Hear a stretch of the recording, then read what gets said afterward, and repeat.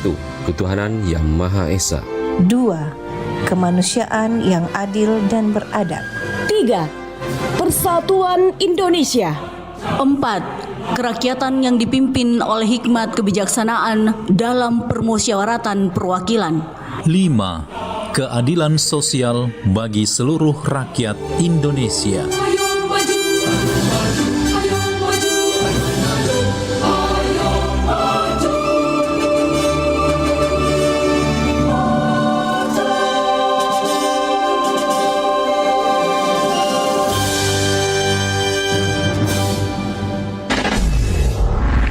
Pro 4 FM, Suara Budaya Sulawesi Selatan.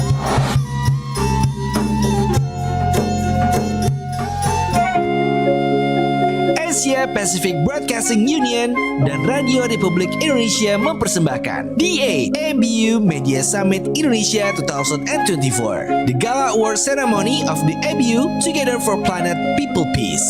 We stand together in this world we call our home. Menampilkan Cakraka, Kau jadikan aku Putri Aryani, Break my heart, break my heart, make Maria me Pudesa, aku pernah berjuang. Jos Florentino, yang ditinggal pergi. Gus Teja. 7 Agustus 2024, jam 8 malam, waktu Indonesia Tengah. Live dari Sakala Resort Bali, Indonesia. Disiarkan juga di Pro 1 dan juga Pro 2 FM seluruh Indonesia. Together we take action to save the planet.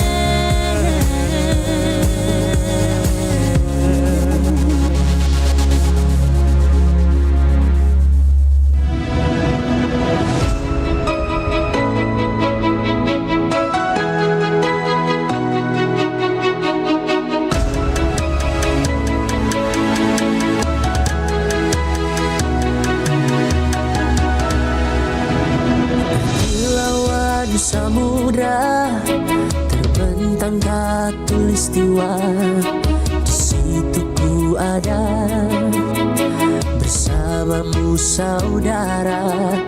Beragam warna kita, suku tak selalu sama. Kau aku Indonesia yang disatukan karena cinta. Karena kita Indonesia, jangan pernah terpecah belah. Walau kita berbeda, walau kita tak sama, tetaplah satu kita, kita Indonesia sesungguhnya.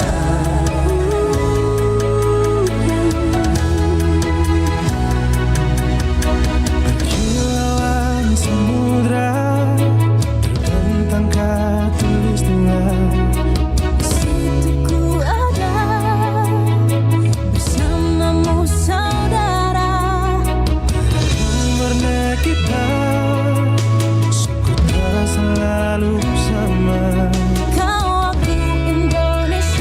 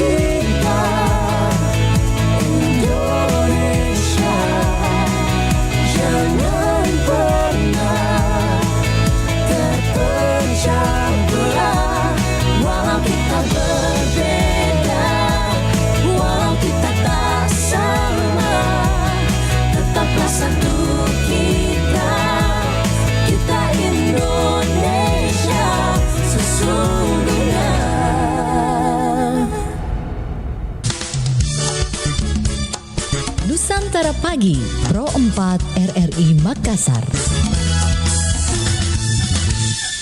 Assalamualaikum warahmatullahi wabarakatuh, sahabat budaya. Kita jumpa kembali di program acara Mozaik Budaya. Nah, kali ini saya Yuni menemani Anda bersama Ibu Dr. Siti Rabia M. Hum ya. Assalamualaikum Ibu. Waalaikumsalam warahmatullahi wabarakatuh. Iya, baik. Jadi pendengar, kali ini Ibu dari sebagai dosen Fakultas Sastra Universitas Muslim Indonesia ya. Iya, kebutuhan digital humanitis bagi masyarakat di era digital. Saya saja tidak tahu ini apa dibilang digital humanitis. Oke, sahabat budaya, kita dengarkan dulu ini dari, saya panggil Ibu Rabia saja ya. Iya, Bunda ya. Iya, jadi digital humanitis itu yang kayak seperti apa ini ya. Bu Rabia, silahkan Ki. Baik, jadi sebenarnya pendekatan humanitis, digital humanitis ini adalah pendekatan ya. Jadi disiplin multidisiplin ya. Karena ilmu ini mencoba merambah dunia humaniora. Jadi tidak ada lagi kesan bahwa humaniora itu tertinggal atau tidak maju karena zaman digital seperti ini. Jadi sebenarnya konsep digital humanitis ini adalah sudah digaungkan atau ditemukan pada tahun 1940 oleh salah seorang pakar di Amerika.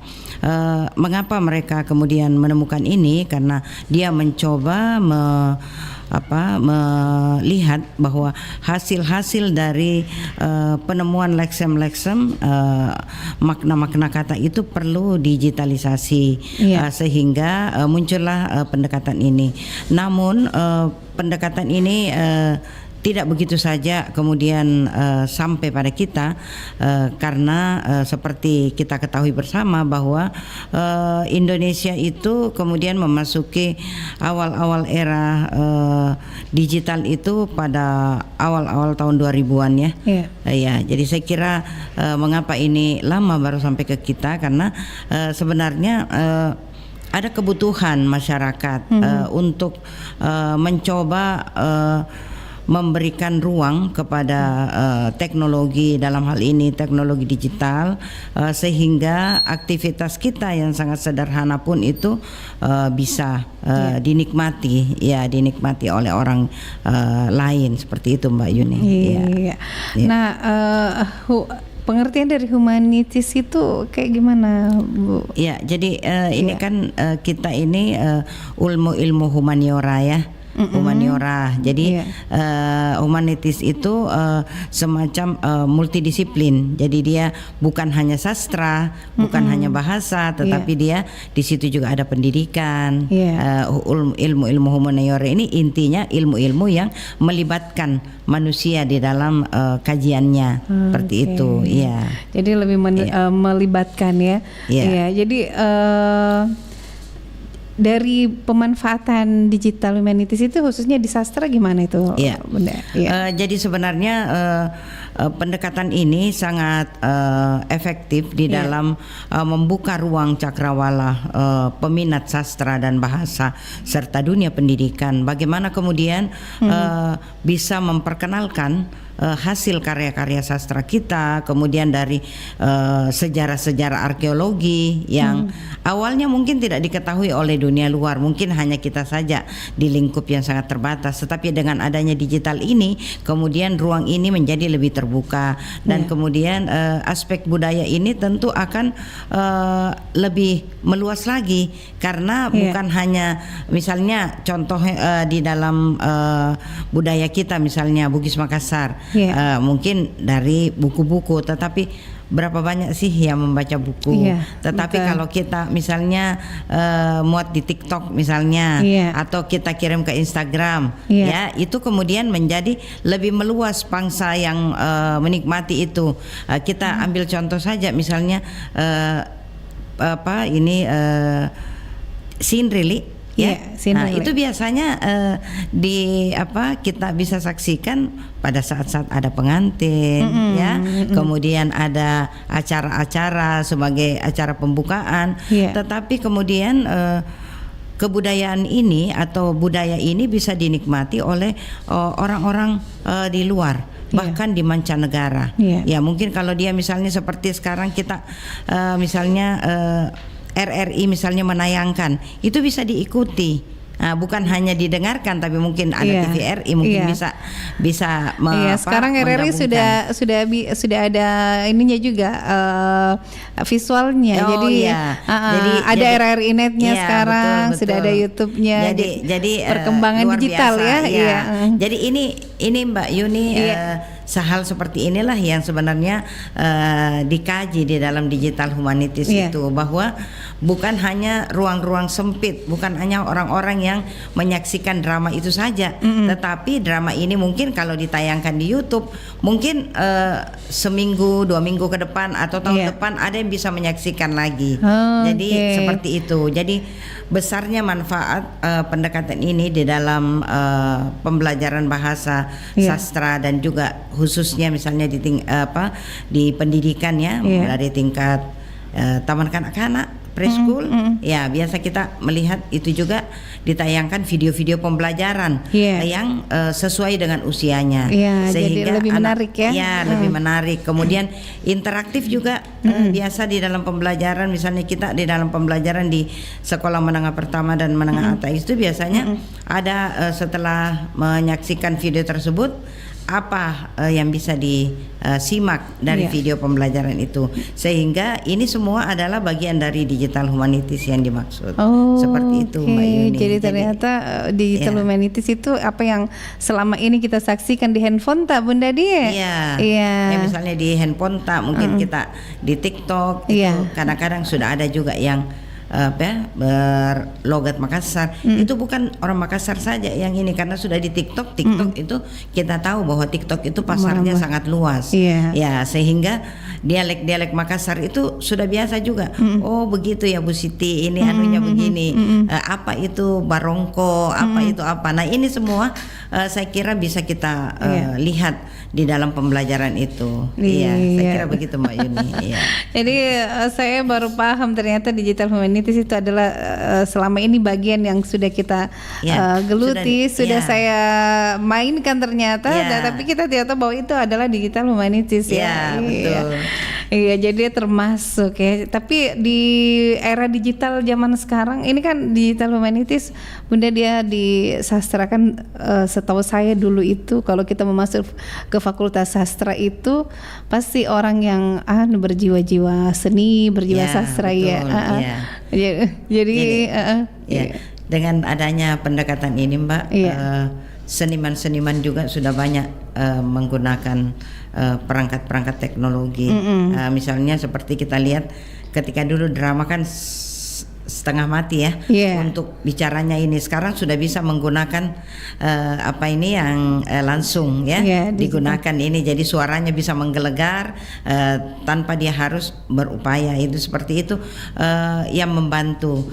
Juga seperti misalnya anak-anak kita misalnya mau belajar, tidak perlu lagi misalnya dia harus melulu harus ikut di teater, misalnya sekolah-sekolah teater, tapi dia bisa belajar misalnya dari YouTube, dari apa yang mereka bisa jangkau, mungkin dari handphonenya dia bisa buka YouTube, bisa lihat bagaimana cara belajar untuk misalnya bermain silat dan seperti itu Mbak Yuni.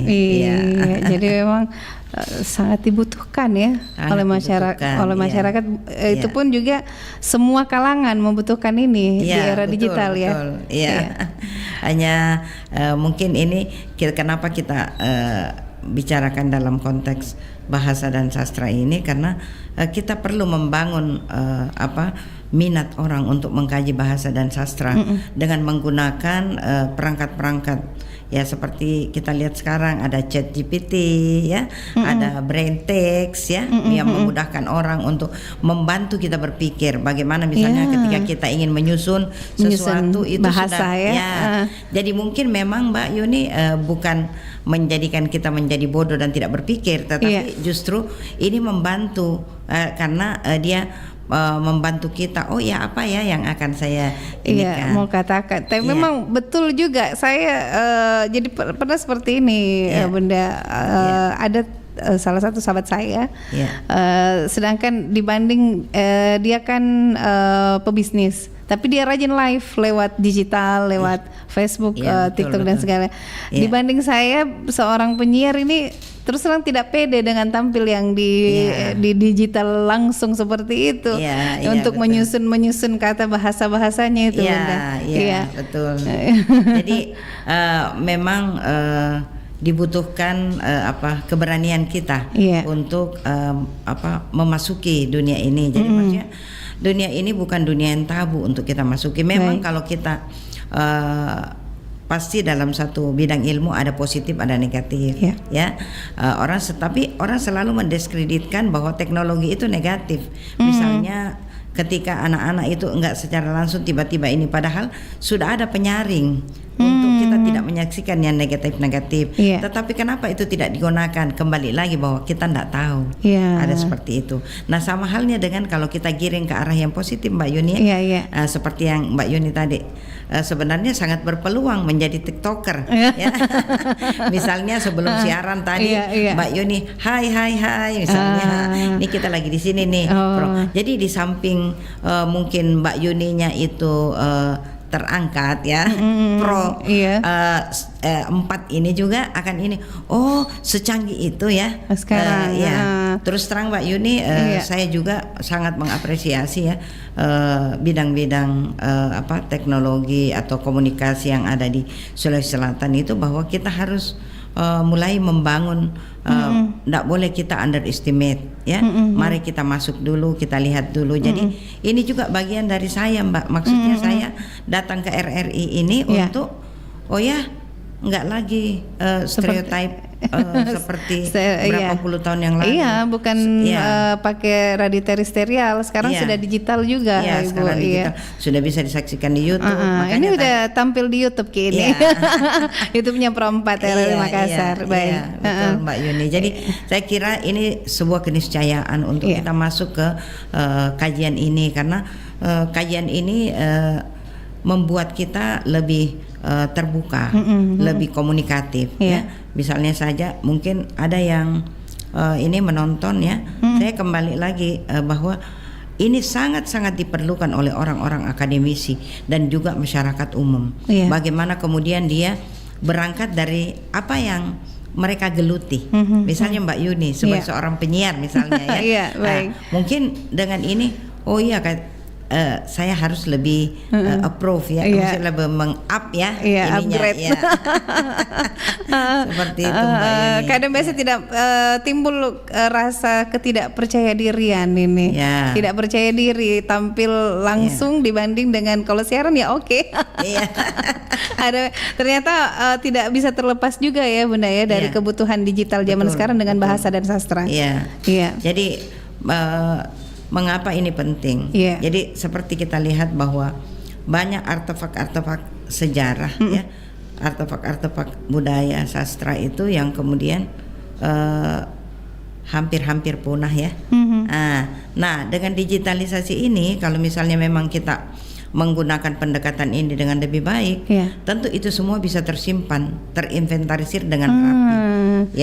Jadi misalnya, kalau di leang-leang dulu itu seperti ini. Sekarang karena ini ada yang memudar atau apa, dan kan tidak bisa dipoles-poles karena itu adalah bagian dari budaya. Seperti halnya misalnya kita melihat bahwa sekarang saja saya mengambil contoh. Kalau misalnya Mbak Yuni ke pesta pakaian adat begitu banyak hal-hal baru yang tidak lagi berbaju bodoh misalnya. Nah, ini adalah bagian pengembangan, tetapi tetap tidak bisa keluar tidak boleh bergeser dari akar budayanya. Sama dengan bahasa Mbak Yuni. Ini kan biasa sudah banyak anak-anak muda kita yang sudah enggan untuk berbahasa Makassar, berbahasa Bugis, berbahasa Enrekang misalnya. Padahal bahasa ini daerah. adalah milik kita, budaya kita yang harus kita pelihara. Nah, kalau kita kita mengambil ini sebagai sebuah kita ingin melestarikan, itu kita harus terus dan terus menggunakan. Tentunya kita tidak menggunakan di pertemuan seperti ini. Mungkin kita bisa sedikit-sedikit berbahasa daerah. Tetapi kalau di luar sebaiknya kita menggunakan dalam ragam bahasa informal yang sehingga bahasa itu tetap ada. Gitu. Dan Pro 4 itu Bunda memang segmennya itu bahasa dialek daerah ini, dialek bahasa dari daerah masing-masing ini di setiap provinsi. Jadi memang kami di sini melestarikan bahasa daerah juga. Jadi kuleton jadi bicara Makassar justru lebih ini lagi bahasa Makassarnya ini. Kental tong ini bahasa Mangkasaran. Bicara Makassar aja tau kabar jetong. Jadi memang perlu pelestarian bahasa dan sastra, apalagi bahasa daerah ini. Karena kalau tidak terjaga dari sekarang, apalagi di era digital. Iya betul. Jadi injo kateri Mangkasar ini para lu memantong ini katutu injo ni karena ada bahasana niatong injoreng sejarana. Jadi ngapa na para lu nianu karena puna tena ni para kai injo sinampe cucua tena monesing tidak natau. Tidak natau. Itu mau saja budaya tabek tidak natau mi Bunda. Permisi. Iya minjo biasa anak-anak karena mana tinggi sekolah nak tetap kono paham minjo nih karena budaya ta anjot tabe ka anjot tena ni bicara pun tena ni suruh kebiasaan tuh anak-anak tena pani suruh bicara jadi anda sebenarnya digital humanities untuk mengini malah anda digital humanities pendekatannya itu erok ini gunakan supaya kuleni boleh injo nuah kamatongano tersimpan dengan rapi. Dengan digital itu. Jadi mungkin kule kono diwariskan. Jadi puna niatong tu nikana paseng, niatong nikana papaseng. Itu banyak sekali Mbak Yuni itu. Bisa dilestarikan lewat digital bisa. Jadi misalnya nirekamki, nirekamki bahasa jadi papaseng. Oh, jadi anak ini apa yang kata-kata kaman papaseng nama Makassar. Lebih halus kiporin bahasana daripada bukan seperti yang kita gunakan sehari-hari. Jadi kaman juga Yuni. Jadi perompat luar biasa bagian dari bagaimana memelihara memelihara budaya, memelihara bahasanya. Pasti lengkap dengan sejarahnya. Menjadikan mozaik budaya Bunda. Iya menjadikan mozaik budaya. Persistongin ini bukuku naken jo mozaik ilmu-ilmu apa njo relek anak-anak kan ya. Jadi luaran dari bahan ajar. Jadi kusare judul mozaik karena berbagai macam pendekatan. Mungkin banyak hal yang masih dibicarakan lagi nih. Kita bicarakan lagi Bu Yuni. Ada secara umum dicaritan kayaknya menggunakan digital humanitis erotong yang ngasih tahu naisen pendengar kayak ini. Karena ternyata paling ini apa yang kita sudah selalu pegang-pegang ini selalu pence-pence ini. Singkat matong kan anjo digital humanitis payungnya. Dia pakai jorawa. Tapi tadi seng apa nem payungi ki enak ya. Tapi apa itu melestarikan bahasa-bahasa tak itu bagaimana itu Bunda? Bahkan banyak yang masih susah tongin jo narangke-rangke jo kata-kata bahasa. Jadi kaitannya dengan bagaimana pembelajaran bahasa khususnya di rumah tangga ya Bu Yuni ya. Iya. Saya selalu berangkat dari cara saya melestarikan bahasa itu kepada anak-anak. Jadi anak-anak kalau tidak terlalu penting-penting bicara Mangkasar Kak. Ya, supaya dia paham. Nah, kemudian bagaimana bahasa ini kemudian menjadi sebuah jati diri bagi orang-orang yang menuturkannya. Terus kemudian bagaimana kita merangkai kata-kata ini dengan lebih indah. Tentunya itu ada di dalam tatanan fonologi, morfologi, sintaksis di dalam bahasa dan bukan hanya bahasa Indonesia tapi juga bisa di bahasa daerah dan ini juga bisa di bahasa internasional.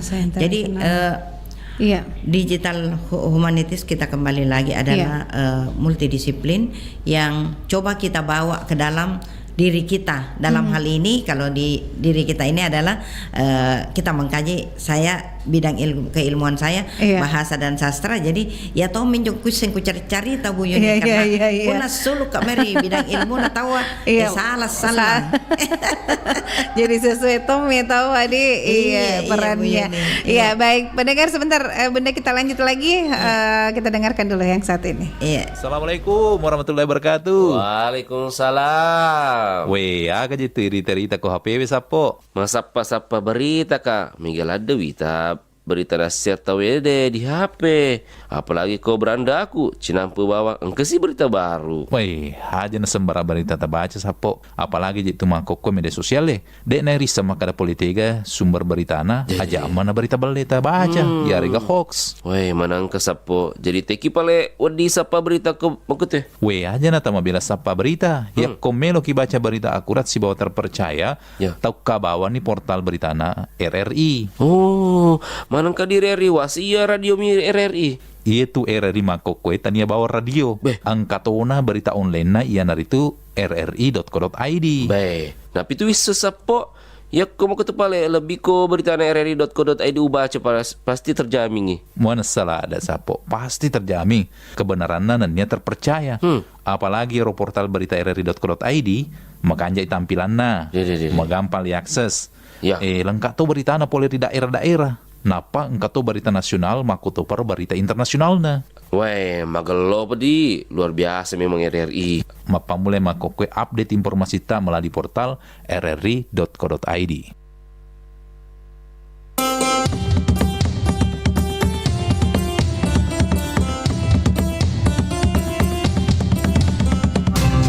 Pro 4 Suara Budaya Sulawesi Selatan. Jadi ada tadi itu disampaikan atau mi portal na rri.co.id RRI digital. Iya. Nah ini kan tadi sudah dijelaskan tentang manfaat kebutuhan dari masyarakat itu tentang digital humanities. Terus apa-apa tuh yang tantangan di era sekarang kan ya Bunda? Iya. Jadi memang digital humanities ini juga bukan tanpa proses yang mengalami tantangan Bu Yuni. Jadi terkadang memang saya berangkat saja dalam proses pembelajaran. Terkadang kita ingin menerapkan bagaimana cara pembelajaran student center learning di dalam pembelajaran. Tetapi kita kadang dibatasi oleh ruang di mana kemudian anak-anak tidak bisa dengan mudahnya mengakses, misalnya anak-anak yang siswa yang misalnya tinggal di pelosok, itu biasa terkendala jaringan Bu Yuni. Iya minjoni kana. Jaringan. Naik kan jori langit, tapi biasa tuh tersangka lagi. Tuh kakak, nambat tuh. Jadi kita sangat ingin mengembangkan, nggak apa-apa ya, dua bahasa ya Bu Yuni ya. Justru itu sasarannya perempat Iya. Jadi sebenarnya kita sangat menginginkan sebuah novelty atau kebaruan, tetapi terkadang kita dilematis karena terhambat dengan jaringan. Jadi teknologi itu bukannya tidak ingin kita inikan merata, tetapi kembali lagi bahwa terkadang kita di dalam pembelajaran khusus daerah-daerah terluar dan tertinggal, itu daerah 3T itu, kadang metodenya ingin kita samakan sehingga maksudnya anak-anak mendapat pembelajaran yang sama dengan anak-anak di perkotaan. Tetapi kita harus sadar bahwa belum semua daerah itu memiliki akses jaringan, kemampuan untuk menjangkau sama dengan anak-anak yang berada di perkotaan. Jadi tantangannya. Kemudian yang kedua, kita tidak bisa pungkiri bahwa masih ada guru-guru kita yang belum melek teknologi, sehingga pun kita berikan ruang untuk memberikan pembelajaran sebagai ini. Kadang-kadang guru itu belum bisa menggunakan teknologi secara ajak, tapi bukan berarti bahwa guru-guru kita itu tertinggal, tidak. Jadi kalau kita ingin mempresentasikan, mungkin di antara 100% guru-guru kita itu mungkin masih ada 10 atau 15% yang memang belum bisa, ya. Ini terlihat pada saat mereka melaksanakan pembelajaran, itu tetap ada ini, tetapi yang paham dan yang mengerti malah kadang-kadang yang mendampingi, yang mendampingi. Tetapi yang kita harus apresiasi bahwa guru-guru kita ya, khususnya di Sulawesi Selatan ini luar biasa perkembangannya. Karena apa, Bu? Karena guru-guru ini itu diberikan pelatihan secara terstruktur, bukan hanya di tingkat wilayah, tapi juga di tingkat nasional. Sehingga guru-guru penggerak yang ada di sekolah menengah pertama dan sekolah menengah lanjutan itu sudah bisa mengupgrade dirinya, jadi sudah bisa meningkatkan, ya.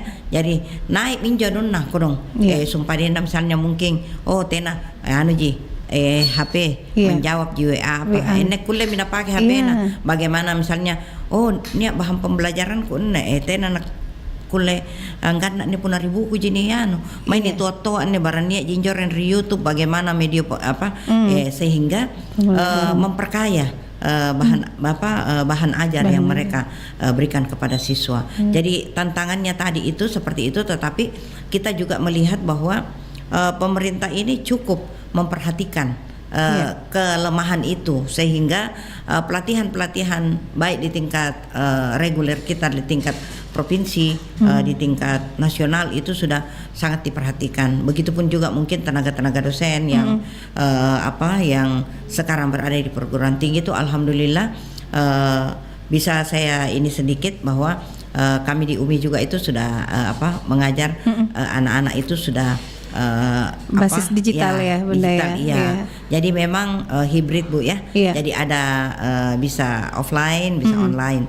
Kadang-kadang online itu kita gunakan kalau misalnya ada hal yang tidak bisa kita ini kan yang tunda harus misalnya disampaikan, tiba-tiba mendapat penugasan atau apa Bu, sehingga kami harus jarak jauh. Tetapi ini tidak menafikan hal-hal yang biasa kita lakukan pada pembelajaran offline di kampus, Jadi apalagi di sistem digital ini sebenarnya mendukung pencapaian akreditasi unggul dari sebuah universitas, karena dengan adanya itu adalah salah satu poin penting bagaimana misalnya universitas itu meningkat rankingnya di Webometrik. Ini semua digital, Bu Yuni. Jadi memang pemanfaatannya digital ini ya yang sangat-sangat harus lebih di-upgrade lagi. Betul Bu Yuni. Jadi istilahnya dengan kita ketahui bahwa anak-anak tidak hanya harus belajar melalui buku, dia bisa juga melalui visual, audio visual, sehingga ini. Dan saya juga nanti akan ini Bu Yuni menyampaikan ke anak-anak bahwa RRI juga itu banyak hal yang Anda bisa pelajari karena dia sudah terekam di YouTube, di Instagram juga mungkin ya Bu Yuni. Di Instagram, di Facebook ini di lebih tampilnya tuh di Facebook. Terus ada RRI Net-nya juga. Sudah ada RRI Net. Kapan waktu saya undang Bunda ini untuk RRI Net ya. Jadi memang ada obrolan budaya juga khusus sih. Jadi nanti memang untuk bicara masalah budaya dan tradisi itu tidak boleh berhenti ya Bunda ya. Iya, betul. Iya, apalagi di era sekarang ini. Bisa saya sedikit berbicara dalam perspektif pendidikan ya Bu Yuni ya. Tabe. Jadi kami ini kan di program studi pendidikan bahasa dan sastra Indonesia di UMI ya Bu ya, Fakultas Sastra, itu sudah memberikan ruang kepada anak-anak untuk mengeksplor lebih jauh skripsinya. Jadi setelah mereka ujian, sebelum ujian tutup, ujian skripsi namanya kalau dulu ya, sekarang skripsi. Ujian tutup, mereka itu harus mengirim dulu artikelnya. Nah kebetulan kami di program studi bahasa. PBSI ini, ya Pendidikan Bahasa dan Sastra Indonesia, itu kami menetapkan harus mengirim di jurnal terakreditasi. Kenapa di jurnal terakreditasi? Karena di situ kan diturnitin ya. Jadi kalau ada plagiasi bisa ketahuan. Jadi ini menjadi anak-anak tidak boleh aneh-aneh. Ya, karena bahaya ini nanti artikel tak mau diunggah dikirim ke artikel nanti ada bahasa. Nanti kalau ada yang aneh-aneh pasti kan ketahuan ya. Nah, itu cara kami untuk membuat anak-anak ini lebih maju selangkah, kreatif lagi dan berpikir. Artikel itu Bu Yuni bukan hanya untuk kepentingan satu tahap itu saja, tetapi mereka ketika mau lanjut S2 sudah ada portofolio. Di situ misalnya mengisi apakah karya-karya apa yang ini. Oh, karya saya sudah terbit di artikel jurnal terakreditasi misalnya 3. Nah ini sebuah banggaan. Mereka urus beasiswa juga, itu harus seperti itu Bu Yuni, membutuhkan itu. Jadi sebenarnya digital humanities ini membuat kita lebih membuka mata lebar-lebar bahwa digital ini sebuah keniscayaan yang tidak bisa lagi kita ini, dan harus terus kita gali sehingga kita menemukan apa benang merah yang bisa saya tarik untuk masuk ke bidang ilmu saya. Jadi tidak lagi dianggap kalau bidang ini tuh ketinggalan zaman. Ya, padahal ini juga sudah digitalkan. Jadi memang ada beberapa hal yang kita harus tahu bahwa ini menaikkan kita punya ini. Contoh saja Bu Yuni, misalnya saya menulis artikel, ini artikel saya, tapi karena artikel itu ada saya unggah di Google Scholar saya, itu bisa dibaca bukan hanya orang di Makassar, tapi bisa dibaca pembaca artikel itu bisa dari Filipina, bisa dari Inggris, bisa dari Amerika, yang lihat ini saya berkaitan, saya perlu baca ini. Nah ini juga akhirnya meningkatkan kita juga semangat Bu. Oh ternyata itu tulisanku kodong berguna banyak tong yang membaca. Jadi ada tong itu perasaan kayak seperti ini kita dinonton oleh, ada apresiasi apresiasi orang nonton kita sampai selesai kan berarti temanya bagus ya, berarti bermanfaat untuk orang ini. Jadi itu fungsinya dari digital humanities ya Bunda. Iya, salah satu. Oh, ternyata banyak sekali manfaatnya. Banyak sekali manfaatnya.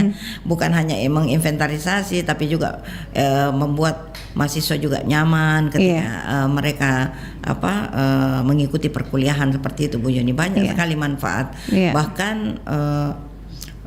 banyak pasien-pasien yang dulunya itu dituturkan oleh tokoh-tokoh tertentu, tapi kalau itu direkam, ya toh kan biasa mati mikodong injo anjo tonggis injo masalah ya. Tapi karena direkam ada mahasiswa yang teliti direkam, akhirnya mungkin sudah tidak ada lagi yang bisa ditanyai, masih ada rekamannya. Saya rekam ini tadi.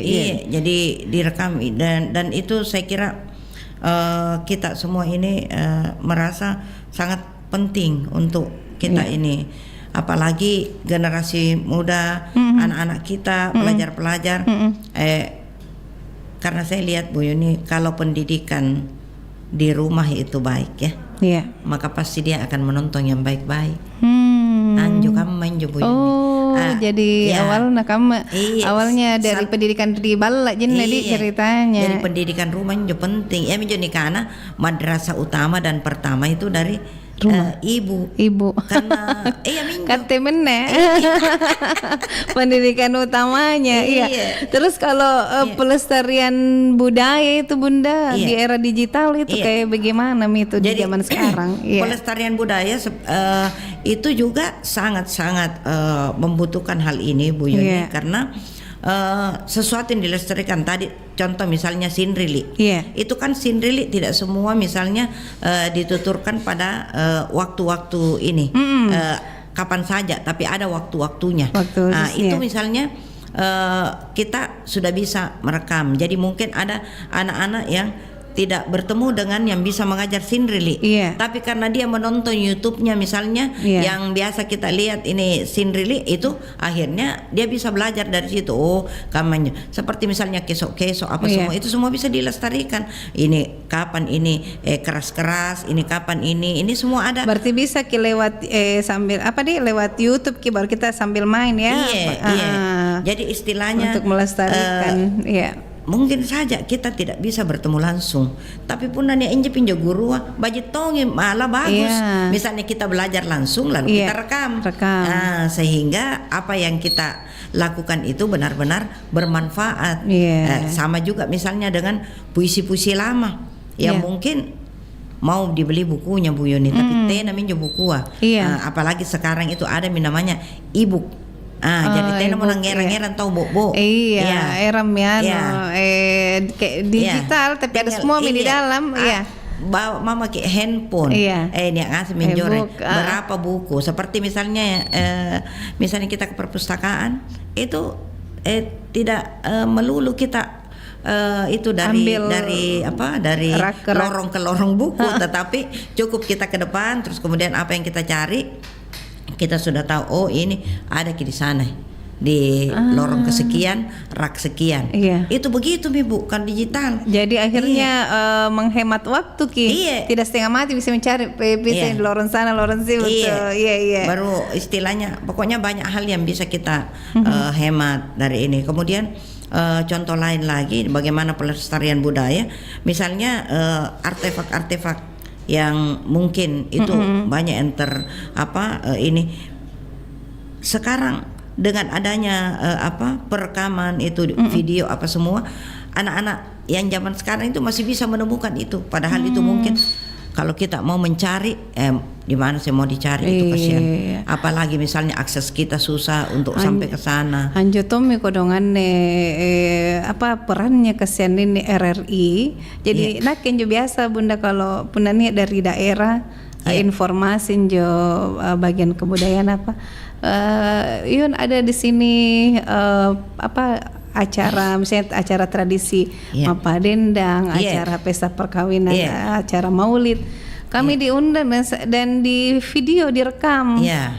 Itu direkam itu bisa itu semua itu bagian dari digital humanitis.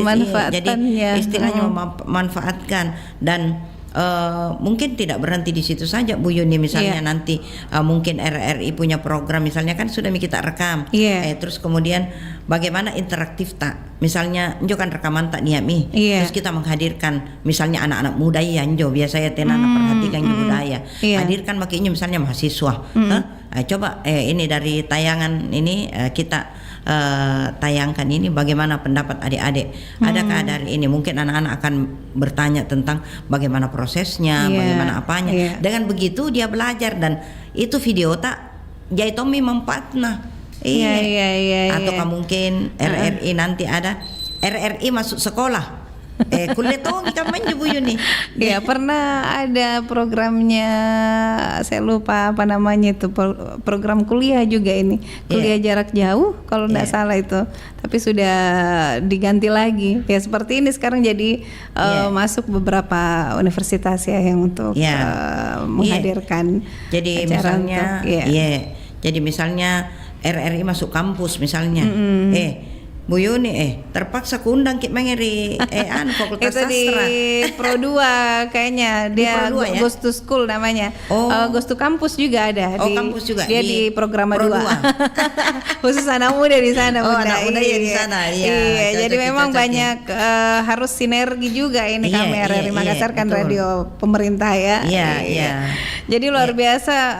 Jadi hambatan-hambatannya itu tentunya kalau di daerah kodong itu jaringan juga salah satu jaringan. Terus keterbatasan alat, terus guru-guru yang mungkin tidak mampu membeli perlengkapan digital, akhirnya tertinggal Cuman memang ada juga seperti ini Bu Yuni karena mahasiswa kami itu PKL itu ada biasa bantuan dari pemerintah daerah. Ya, nah bantuin jo guru-guru ya kudu laptop nanti apa. Jadi istilahnya itu salah satu alat salah satu sarana guru-guru kita untuk meningkatkan kemampuannya Bu Yuni. Iya, itu terus yang kodong gue biasa kan harusnya tidak ya dari situ awalnya ketidakmampuan untuk membeli peralatan karena kan ini perangkap digital juga ini DDD luar biasa tuh harganya. Tapi kita sudah masuk di situ, jadi mau tidak mau ya tidak ada pilihan lain. Tidak ada pilihan lain. Harus nyemplung. Jadi kalau kita tidak update di digital tidak ditahu Mi. Iya betul. Padahal misalnya biasa kejadian yang ada di belakang rumah orang di sana yang tahu. Iya. Kita sendiri di belakang rumah. Iya. Biasa viral berita Bu Yuni deh. Iya biasa. Ada paling berita ini saking luar biasanya digital budaya. Oke, kita nikmati dulu satu lagu berikut ini sebelum kita closing statement ya Bunda ya. Iya.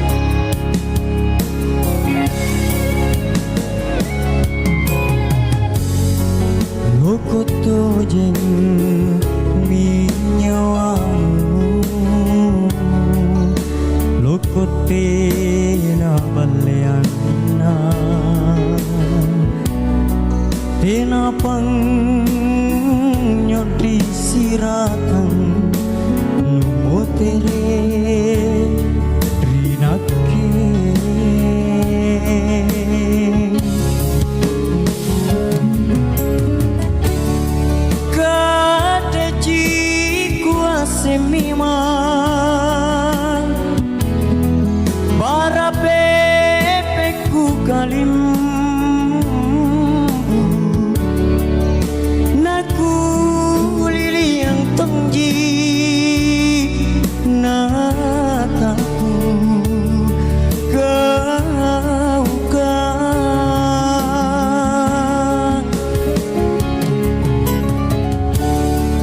pamaporangan di Rita belena nyawaku inake mapasalasa dikana lepakani dulu oh Andi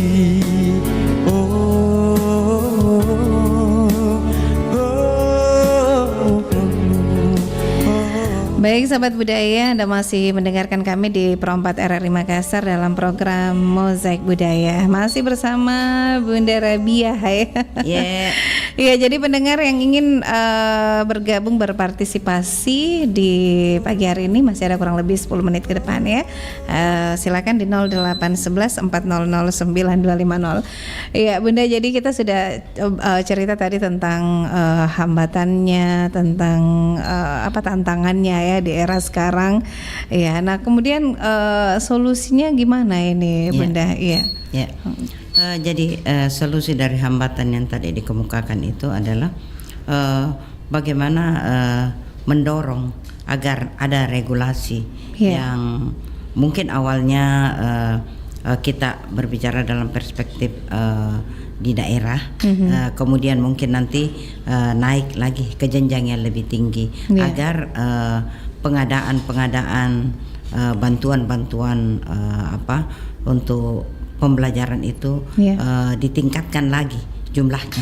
Jadi tidak bisa kita pungkiri bahwa itu sudah ada, tetapi perlu ditambah jumlahnya mengingat besarnya jumlah siswa dan mahasiswa yang sangat membutuhkan adanya teknologi yang yang baik untuk proses pembelajaran.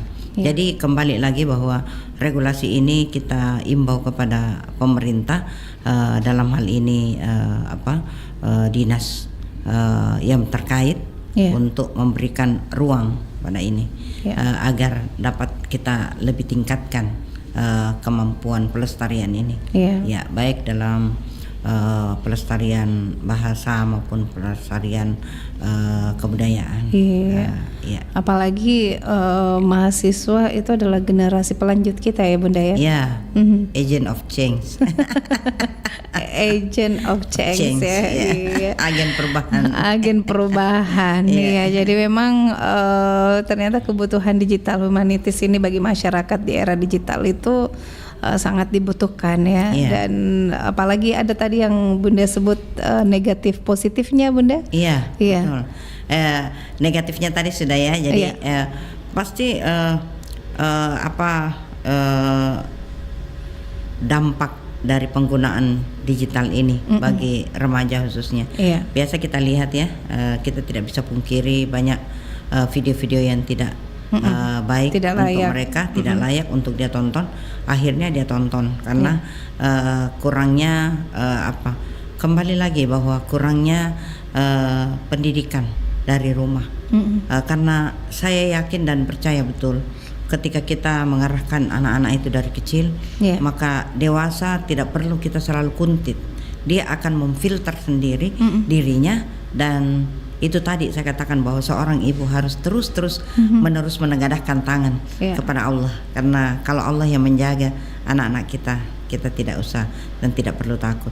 Dan saya kira dari segi positifnya, dampak positifnya tentu dengan adanya pendekatan ini semua aspek dalam kehidupan kita itu dapat meningkat dan dapat kita kembangkan dengan lebih baik lagi, karena dengan adanya digital ini pekerjaan-pekerjaan kita terbantu.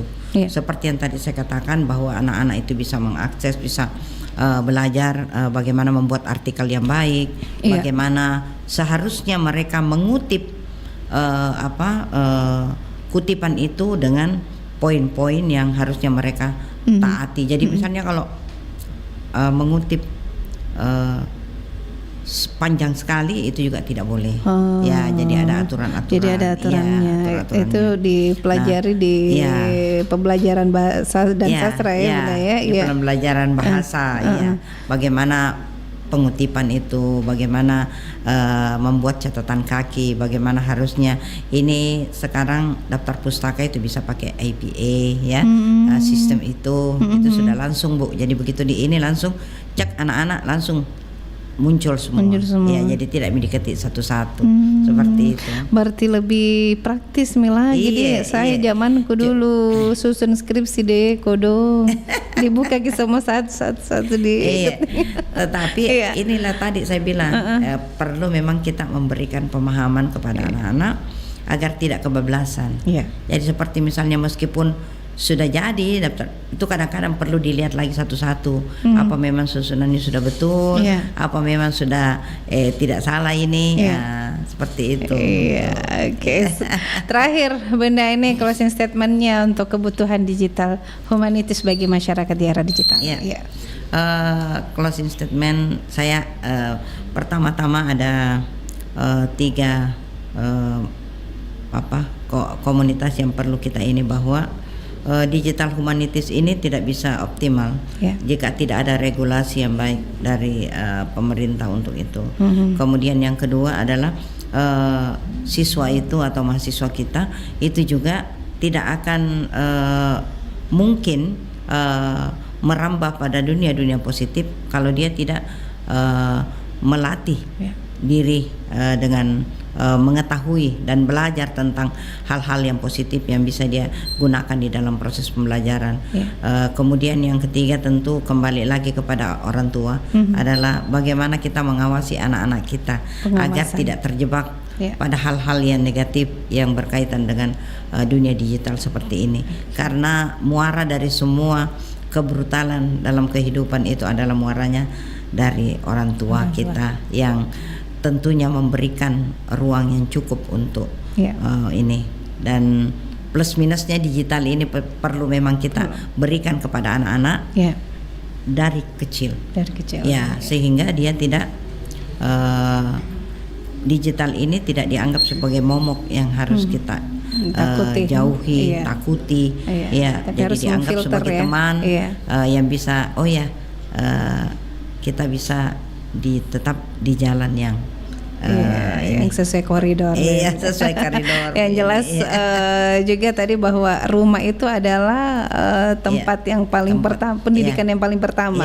Pertama dan utama bagi anak-anak. Baik Bunda, terima kasih banyak kehadirannya di RRI Makassar Pro 4. Alhamdulillah dapat pencerahan lagi, dapat ilmu baru lagi dan untuk pendengar juga dimanapun berada. Nah Bunda, kita pamit. Lain waktu mudah-mudahan ada kesempatan lagi untuk Baji Ibu Yuni deh Baji. Assalamualaikum. Waalaikumsalam warahmatullahi wabarakatuh. Dan pendengar, terima kasih kebersamaan Anda dan kami pamit. Assalamualaikum warahmatullahi wabarakatuh. Waalaikumsalam warahmatullahi wabarakatuh.